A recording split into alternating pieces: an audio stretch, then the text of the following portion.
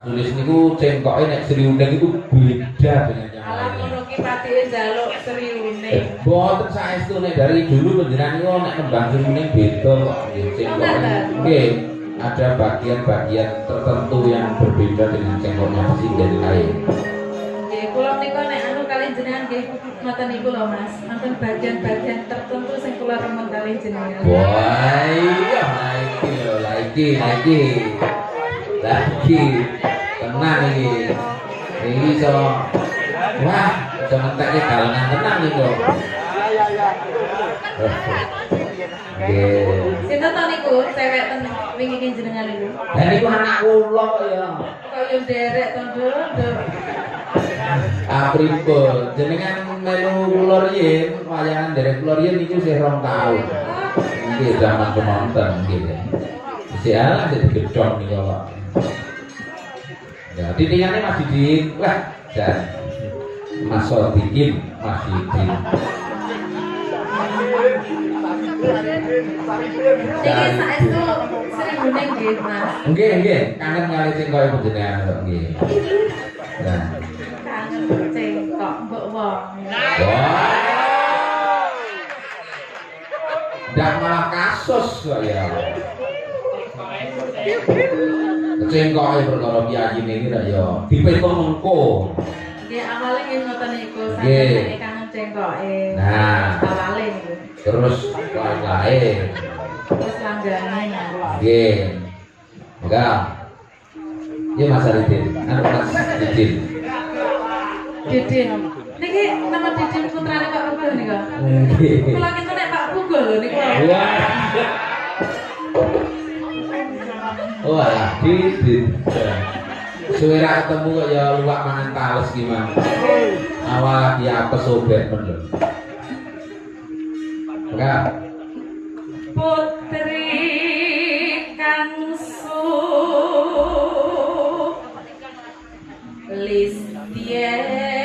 Listien Warni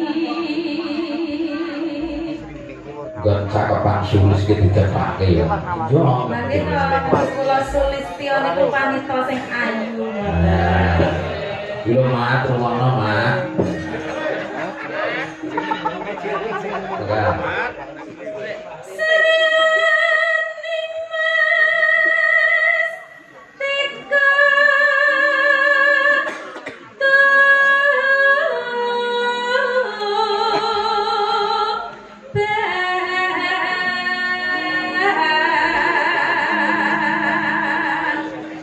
Kandang ini ada yang khas loh. Iya. Putra Kanjeng Sira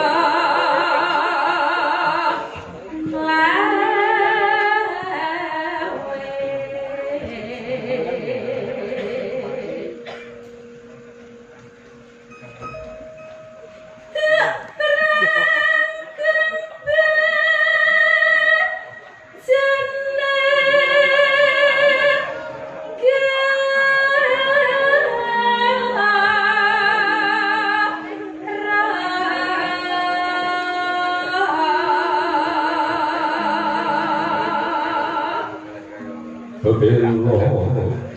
sanes ngebelo Mas. Tapi bu. Bebelo. Lagi. Jeneng kok ngebelo. Oh, ngebelo iki nek pun rampung lho tak anu. Bebelo wira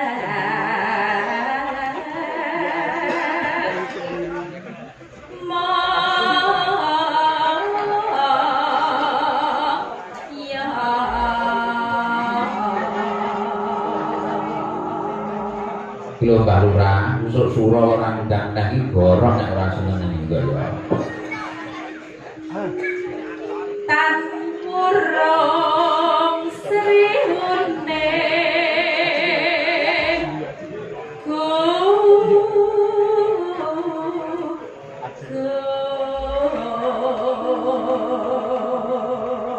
Niki nek sing rebab sing bawa niku seje.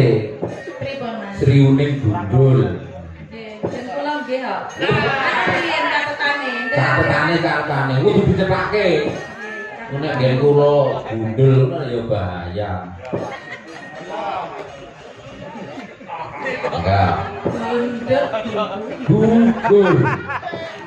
Maka mesti kanen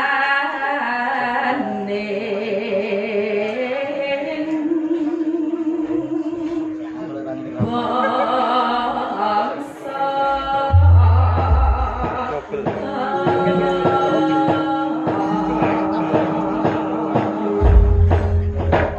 Wah, nambani rasa kangen tenan ya nduk iya Pak ya.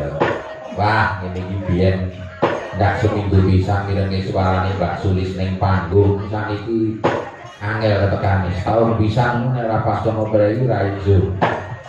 Enggak. Pokoknya jenengan nek wonten jam mengke panjenengan calling kula tak sempat nih Bapak. Wes.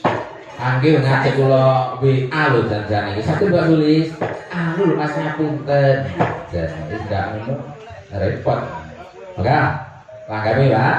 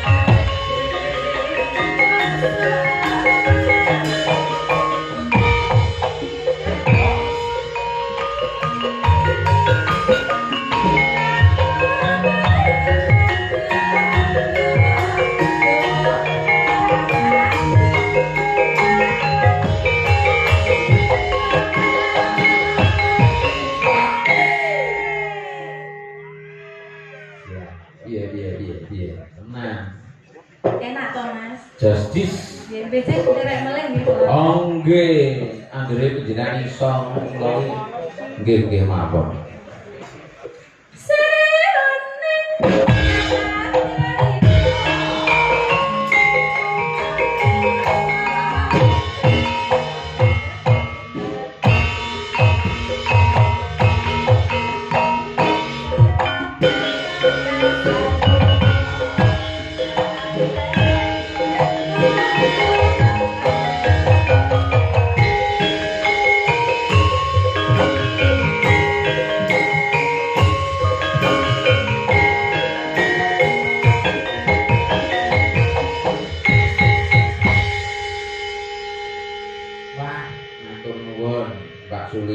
Injih, sami-sami Mas. Iki tembang langenan riptanipun pepunden saking Blitarugi Ki Haji Sukron Suwondo. Luar biasa karyanya. Nggih. Wah, biyen ki tahun piro ya? 2010 ya. Mbak Sulisi ngajak mayang ning Kemiri dhuwur kono. Sor ngebel. Dalane iki mubeng-mubeng. Garwane iki lali lho. Mangkate genah dalane kuwi kok muni karo kleru munggah. Jan kaya sing ngenong ngijin iki mau. Matur nuwun. Iki sing ngenong saka ngendi iki jenenge Pacitan. Kok Pacitan iki? Mas Dalang Imam Khairul sangka cedhake Pacitan. Oh, ya, sangka Mbak Usan Kidul. Kula nek maya mbok dijak to Mas, ora kita ngelawak-ngelawak ngono nggih. Jan nggih. Matur nuwun menika Mas Jupe Multimedia yang sampun nyiaraken secara langsung. Ugi dipun pirsani menika Pak Eko Suroso saking Kebak Keramat. Kebak Keramat niku Sragen nggih. Sragen menapa Karanganyar? Karanganyar. Ugi wonten Pak Darsono. Assalamualaikum Ki Purba. Kula Darsono Kampret saking Lampung. Ugi mirsani nggih kula sedawun atas. Matur nuwun. Nek nggon live streaming itu kan ngendi-endi kok nonton. Kuwi mau sing nonton serentake 1000 luwih iki menungso kabeh kudu kok. Rumah saku. Nggih. Sesuai dengan yang kita sampaikan di muka. Nah, enggak sesuai